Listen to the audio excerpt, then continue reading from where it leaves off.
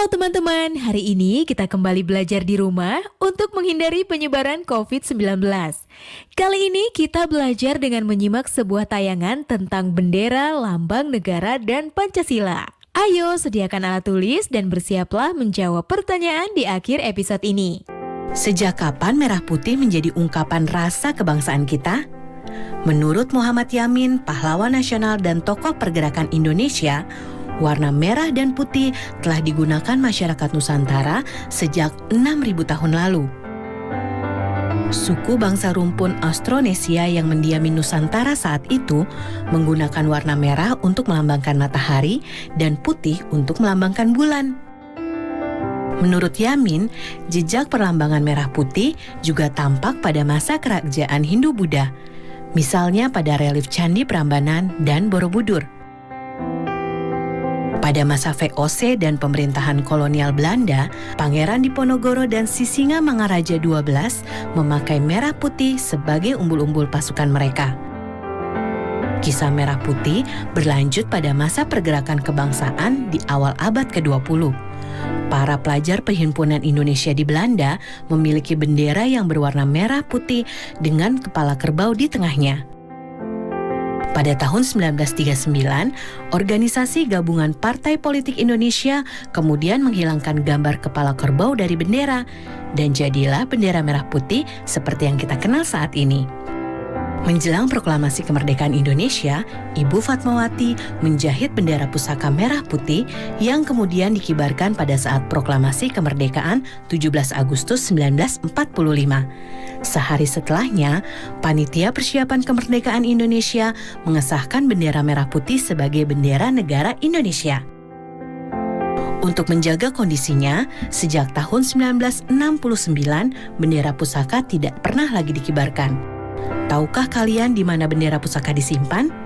Kalau kalian menjawab Istana Merdeka, betul sekali. Bendera pusaka hanya dikeluarkan setiap upacara 17 Agustus di Istana Merdeka. Sang merah putih adalah salah satu simbol semangat dan persatuan bangsa Indonesia yang paling penting. Karena itu, sudah selayaknya kita menghormatinya dan tidak sembarangan menggunakannya. Setuju teman-teman? Sampai jumpa lagi di cerita menarik sejarah Indonesia lainnya ya.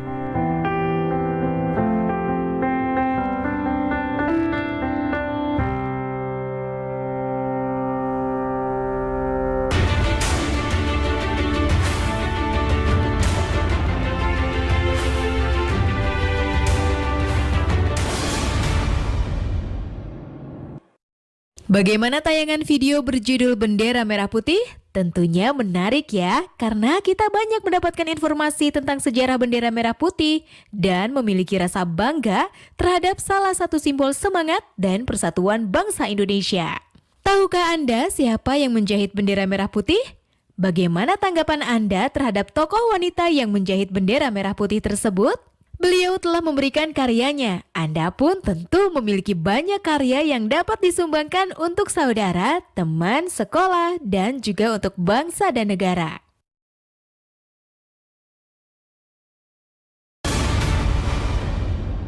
Di ruang kelas, kita selalu melihat lambang negara Garuda Pancasila. Tapi tahukah teman-teman, kisah di balik tercetusnya lambang tersebut? Ayo kita simak bersama sejarahnya. 4 tahun setelah merdeka, Indonesia belum mempunyai lambang negara. Barulah tanggal 20 Desember 1949, Presiden Soekarno menunjuk Sultan Hamid II sebagai Menteri Negara yang tidak memimpin departemen untuk merancang lambang negara. Hamid lalu membentuk Panitia Lambang Negara dengan Ketua Muhammad Yamin dan anggota yang terdiri dari Ki Hajar Dewantara,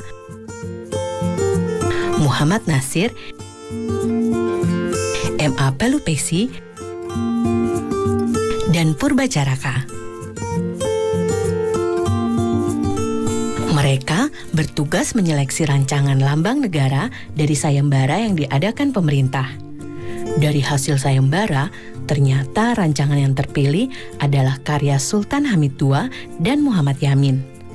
Namun, pemerintah menolak rancangan Yamin karena dianggap mengandung simbol-simbol Jepang.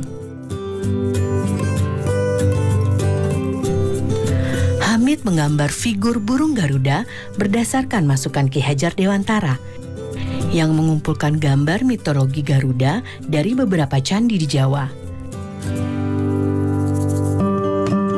Sketsa itu juga dibuat berdasarkan pengamatannya pada lambang-lambang negara lain yang menggunakan burung elang Raja Wali dengan perisai di dada. Gambar rancangan Hamid diterima pemerintah tanggal 10 Februari 1950. Lalu, 11 Februari 1950, Garuda Pancasila ditetapkan sebagai lambang negara Indonesia. Presiden Soekarno kemudian menyempurnakan 3 hal dari sketsa Hamid. Pertama, menambahkan jambul di kepala Garuda. Kedua, mengubah arah cakar Garuda supaya tidak terlihat terbalik. Ketiga, mengganti pita merah putih dengan pita bertuliskan Bhinneka Tunggal Ika dalam cengkraman Garuda. Akhirnya, setelah 4 kali dilukis ulang oleh Dullah, pelukis istana saat itu, sketsa karya Hamid menjadi lambang negara seperti yang kita kenal sekarang. Jumlah helai bulu pada sayap, ekor, dan leher Garuda melambangkan tanggal proklamasi kemerdekaan. Di dadanya terpampang Pancasila sebagai dasar negara, dan kakinya mencengkram kuat Bhinneka Tunggal Ika sebagai semboyan negara kita. Kalian tentu sudah menyaksikan video kisah tercetaknya lambang negara. Pertanyaannya, tuliskan tokoh-tokoh serta peranan mereka sehingga negara Indonesia memiliki lambang negara. Tanggal 1 Juni sangat penting bagi bangsa Indonesia, karena itu adalah hari lahir Pancasila, dasar negara kita. Bagaimana sejarahnya? Kita simak bersama yuk teman-teman. Kelahiran Pancasila tidak terlepas dari peran Badan Penyelidik Usaha Persiapan Kemerdekaan Indonesia yang disingkat BPUPKI. Sidang pertama BPUPKI tanggal 29 Mei sampai 1 Juni 1945 bertujuan merumuskan dasar filsafat dan bentuk negara Indonesia merdeka. Saat itu ada 3 tokoh yang menawarkan konsep dasar negara Indonesia. Mereka adalah Muhammad Yamin, Supomo, dan Soekarno. Dalam pidato Soekarno tanggal 1 Juni 1945 disampaikan dasar negara Indonesia yang meliputi 1. Kebangsaan Indonesia, 2. Internasionalisme atau pri-kemanusiaan, 3. Mufakat atau demokrasi, 4. Kesejahteraan sosial, dan 5. Ketuhanan yang Maha Esa. Saya namakan ini atas petunjuk seorang teman kita ahli bahasa. Namanya ialah Pancasila.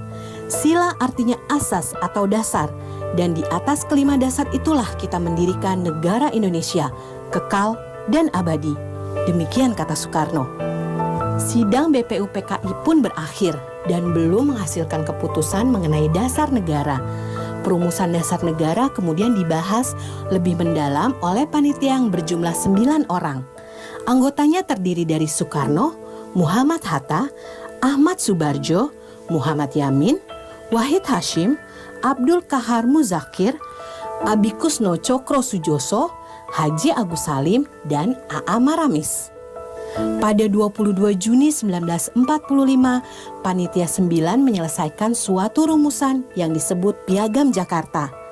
Sebelum disahkan, sila pertama dari Piagam Jakarta yang berbunyi ketuhanan dan kewajiban menjalankan syariat Islam bagi pemeluk-pemeluknya diubah menjadi ketuhanan yang Maha Esa. Perubahan tersebut sebelumnya telah didiskusikan kepada 4 tokoh Islam, yakni Ki Bagus Hadi Kusumo, Wahid Hasim, Mr. Kasman Singo-Dimejo, dan Teku Muhammad Hasan. Tanggal 18 Agustus 1945, Panitia Persiapan Kemerdekaan Indonesia mensyahkan Undang-Undang Dasar 1945, termasuk Pancasila sebagai dasar negara yang terdapat dalam bagian pembukaan dengan bentuk yang kita kenal sekarang. Nah teman-teman, Penetapan hari lahirnya Pancasila pada 1 Juni merujuk pada fakta sejarah ketika Soekarno pertama kali mengungkapkan kata Pancasila pada pidatonya dalam sidang BPUPKI tanggal 1 Juni 1945. Bagaimana tayangan video di balik lahirnya Pancasila? Nah, pertanyaannya, bagaimanakah sejarah lahirnya Pancasila? Ceritakan dengan bahasamu sendiri ya.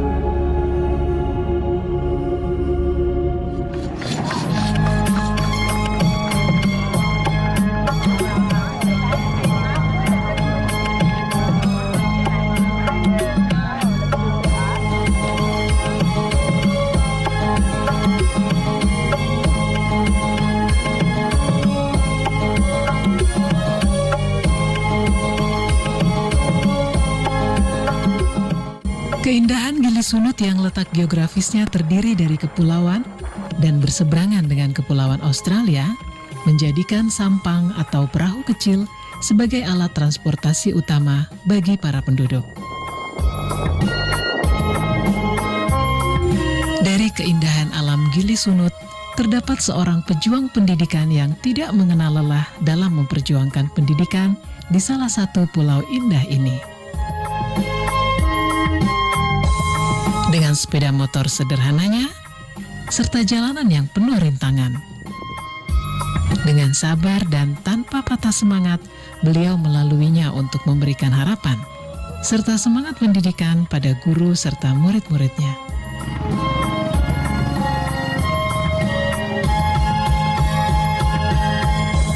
Terlihat dari kejauhan, siswa-siswi berdatangan dari rumah mereka menuju sekolah. Namang pun memarkirkan sepeda motor tuanya dan siap menyambut para generasi bangsa untuk memulai hari cerah mereka.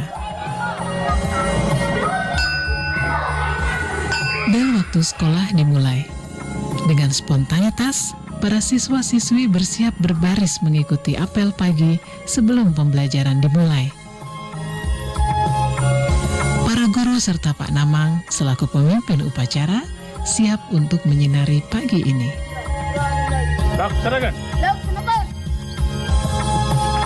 Setelah apel pagi, siswa-siswi siap untuk memulai pembelajaran.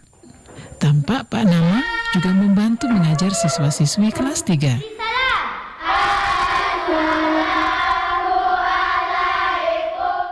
Sekolah ini memang baru didirikan pada tahun 2012. Karena sebelumnya sekolah tersebut berada di tengah pulau. Para siswa dan guru untuk menjangkau ke sekolah harus menggunakan perahu kecil. Bahaya laut pun tidak terelakkan. Kami menjalankan tugas, saya pribadi menjalankan tugas dari rumah pada saat itu 4 bulan pertama, dari bulan Juli sampai dengan November, menyeberang laut sendirian dengan sampan sebesar 3-4 meter. Jadi itu yang setiap hari saya lakoni, jalankan sendirian, sedangkan teman-teman yang lain pada saat itu masih nyebrang lewat keliling jalan Pantai Pink, Pantai sejalur dengan Pantai Pink. Kemudian sampai ada namanya Jipro, di situ teman-teman belok ke kiri menuju lokasi. Tapi kalau sedang pasangan naik, ya wajib hukumnya nyebrang. Dan alhamdulillah, walaupun dari punya penjaga sekolah yang siap siaga untuk menyambut kedatangan guru yang akan nyebrang. Tantangan ya pasti ada. Pertama, kalau nyebrang itu pasti pada musim barat. Jadi pertama angin barat, Pak. Angin barat yang sangat kencang, sangat deras, kencang, sehingga pada saat seperti itu kami sampai di rumah nggak seperti SD-SD yang lain. Angin timur berbeda dengan angin barat. Kalau angin timur itu gelombangnya besar. Pindah lagi. Pindahnya itu ke sana, ke makam Tanjah Hanjah. Karena di situ ada tempat, istilah kami itu, istilah bahasa sasatnya beruga, dangau ya, yang agak besar. Di situ kami manfaatkan untuk belajar anak-anak. Tetapi di situ terjadi kontroversi. Mengapa terjadi? Karena ada paham tradisional, ya, tidak boleh balik kampung ke sekolah lama. Ke pulau. Maka atas kesepakatan tokoh-tokoh agama dan masyarakat di tempat ini, maka kita diizinkan belajar di masjid. Itu berarti selama 1 tahun.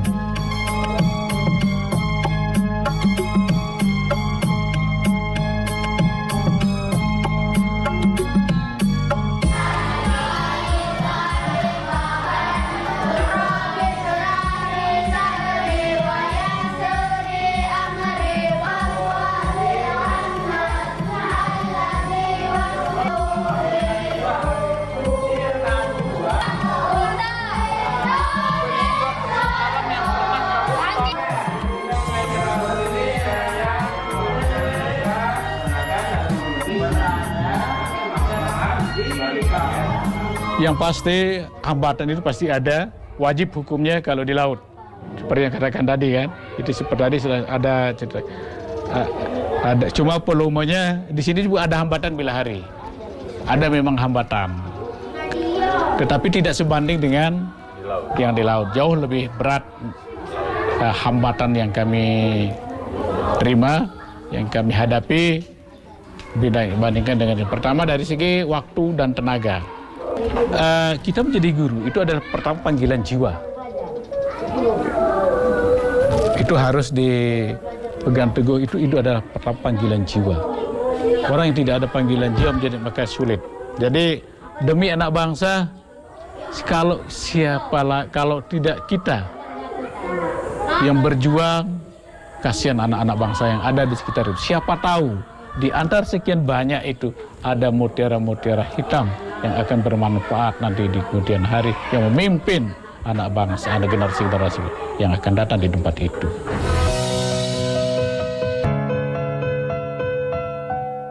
Kita melihat bagaimana perjuangan Pak Namang menjadi guru di Lombok Timur. Dalam perjuangannya sebagai pendidik, beliau menghidupi nilai-nilai Pancasila. Untuk tugasmu, catatlah pertanyaan ini. 1. Bagaimana tanggapanmu terhadap perjuangan Pak Namang menjadi guru? 2. Menurutmu, butir Pancasila mana yang dimaknai oleh Pak Namang sebagai guru? 3. Manakah dari butir Pancasila yang sudah kalian lakukan dalam kehidupan sehari-hari? Tuliskanlah contohnya.